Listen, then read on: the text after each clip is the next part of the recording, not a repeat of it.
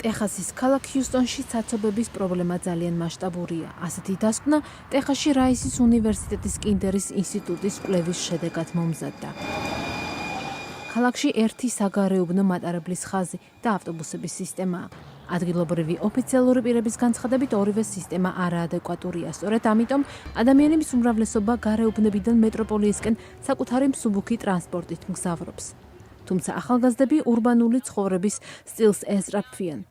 ქალაქში მაინც უნდა მოწესრიგდეს ეს პრობლემა, რადგან ახალგაზრდა პროფესიონალები სწორედ ამ მეტროპოლიის შუაგულში ცხოვრობენ. თუმცა გარეუბნებში მაცხოვრებლებს ამის ნაცვლად მთავრობისგან გზების მოწესრიგება სურთ. ჰიუსტონის კვლევის დირექტორი სტივენ კლინბერგი, ადამიანი, რომელიც სახელგანთქმული რაისის უნივერსიტეტშია ბაზირებული, ამბობს, რომ ჰიუსტონი ადაპტაციას მაინც ახდენს. საინტერესო სწორედ ის არის, რომ ჰიუსტონი საკუთარი ხელით ვითარდება და იწყებს ფეხით სავალი ადგილების უზრუნველყოფასა და შენებას. ეს ხდება მაშინ, როცა მოსახლეობის ერთ ნახევარს მეტი მანქანის შეძენა, მეორე ნახევარს კი სასალფეხო გზების შენარჩუნებას სურს.